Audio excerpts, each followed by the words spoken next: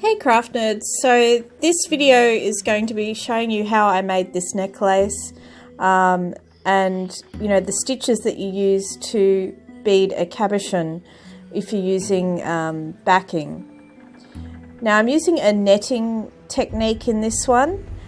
You can do this without using the backing as well and put the netting at the back as well, but I didn't do that for this one. I do a lot of embroidery work, so a lot of the times I start by gluing the cabochon to the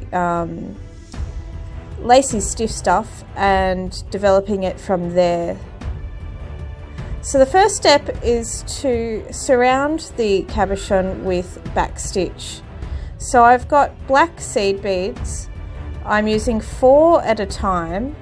So you can see I push them against the cabochon, and then you come up from beneath and come between 2 of the beads. So you then sew forwards through those last 2 beads, and that holds the stitch against the cabochon.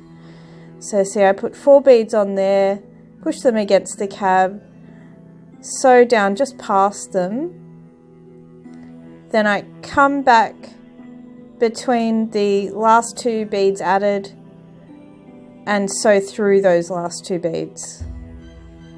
You keep going with this same stitch all the way along. Now I'm using 4 seed beads, sometimes I use 3. In this instance I definitely want an even number. It is a good idea to use an even number if you're using a peyote stitch, and in this case I'm using netting, but I want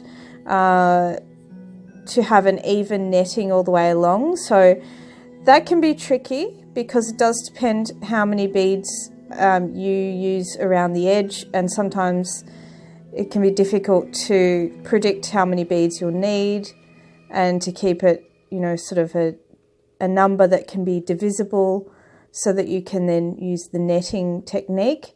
Otherwise you might be left with one bit of netting that's not the same size. You'll see what I mean when we start putting the netting on. So that's finished now. And I use a size 15 bead for the netting part. So I did use size 11 before, and now I'm using size 15. Now I'm going every 4 beads, I'm sewing through a bead, and I've used 7 size 15 beads for each bit of netting.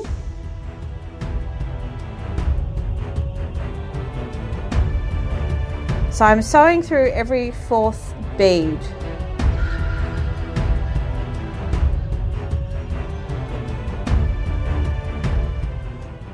So skip 3 beads, sew through the 4th bead with your 7 beads. It should be an odd number of beads when you do the netting, and that's so it comes to a point.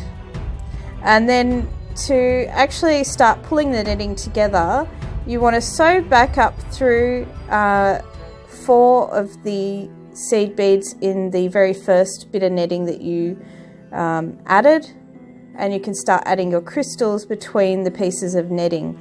So to do that, I'm using a size 15 seed bead, a 3mm crystal, and then another size 15 seed bead.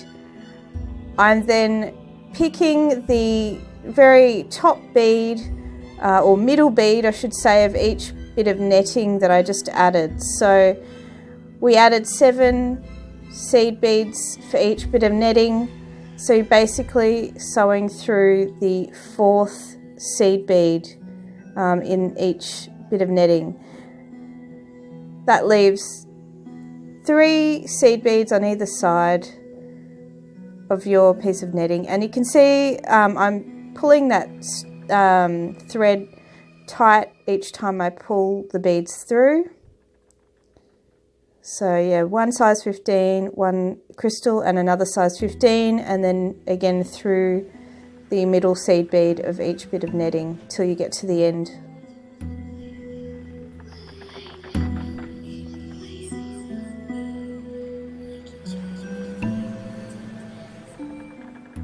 So now that I've done that, I'm again wanting to really strengthen the netting and pull it all together.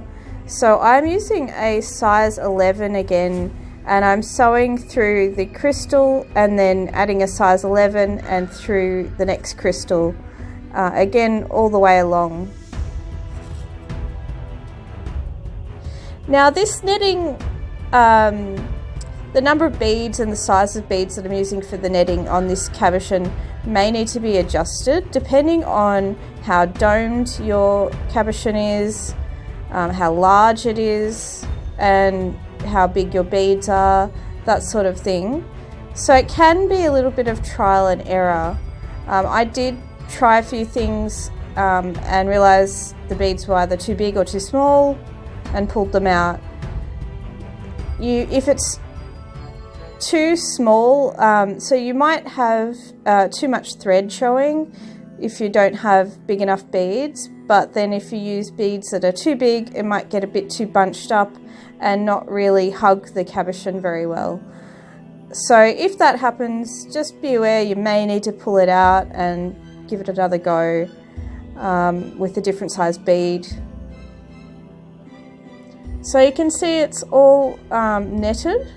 Now I sewed through the back and I'm doing another row of beads against the first row of 11s that I did, and this time I've decided to use a little cube shaped bead just to give it a bit of interest.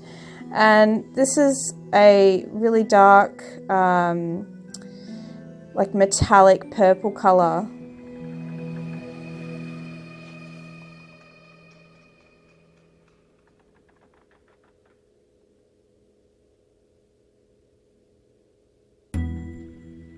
So again, this is a back stitch. I think I'm using 3 seed beads at this point. You could do the 4 again. You can do even more with back stitch, more than 4 beads, but if you're doing tight corners or you want it to be really, really stay put, then you may want to use less beads just so that it really does stay put.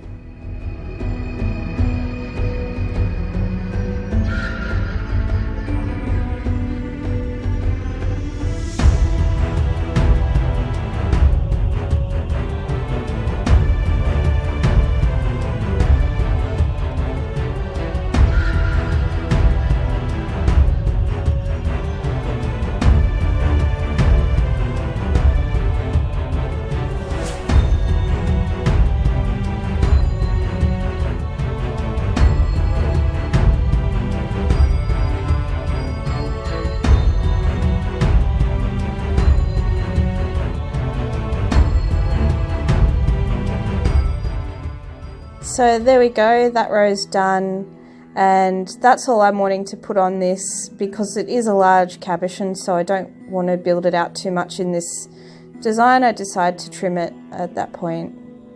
Now I trim so that I can see the stitches, and the reason I do that is because there's been plenty of times I've accidentally cut through the stitches, which is a real bummer at this point because you've done all that work and you really don't want to have to redo it.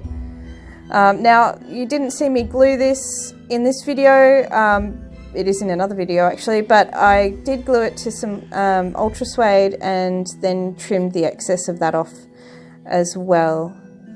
I like to put glue over the stitching for added strength as well, so I am usually quite generous with the glue. Now, I always do a beaded edge to my work, and there's a few different types of beaded edges you can do. This one I am doing, I think it's pronounced a picot. Please correct me if I'm wrong. I never know how to pronounce things. P-I-C-O-T, I've heard it referred to. Basically, it's like doing a ladder stitch, but you're adding an additional bead that will sit up between the size 11s. So what I did was I added, to start with, a size 11, a size 15 and another size 11, and I sewed so close to each other that the two size 11s would butt up against one another, forcing the size 15 to stick out. And then from then, you're just adding one size 15 and one size 11 and anchoring it, you know, obviously into the lacy stiff stuff. So you sew through all of your backing, your lacy stiff stuff, and you come straight back up the same size 11 that you added last, and that makes it stand up straight. And if you sew close enough together for each stitch, it should make the size 15 stick out, almost like a little bit of fringe or something like that. I hope I'm explaining that well enough. And hopefully you can sort of see what I'm doing there. If you've done this sort of edge work before, you've most likely done a stitch similar to this but without the additional size 15. So yeah, that's really the main difference, is adding that additional bead to kind of give it a variation in the edge there. Sometimes I'll then use those beads to add additional beads on it and build out the piece even further. So I'll use those size 15s that are sticking out and maybe make a ruffle or do some right angle weave or whatever it is that I'm wanting to do. So, you know, you can think creatively about how you want to do it.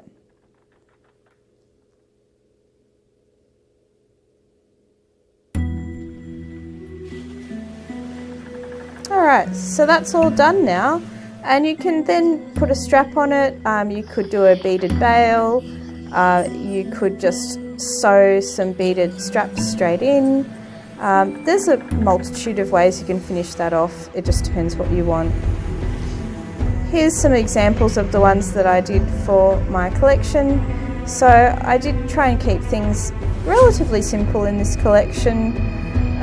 You can see I did a bit of a bail there, and I had multiple chains because I liked the look of that. For a couple of the other ones I wanted to do a beaded strap, so I did that. And then I've got the others that have the huge spiked underbelly rope. So there's different ways there. You could do a spiral strap, whatever you like. And you can see a different variation in colour there. I had the silver and red one there as an idea of what else you can do. Now I do have hopefully at least one other video coming of one of the necklaces that I made. So that'll be coming soon. If you like my videos, make sure you hit that subscribe button. I'll be trying to bring you guys all sorts of creative things and inspire you, and even if you're not particularly creative, just make videos that make you feel good and inspired and entertained and all of that sort of thing. So if that sounds good, make sure you do hit subscribe, hit a like if you liked it, let me know what you're working on, and I will see you next time. Bye, craft nerds.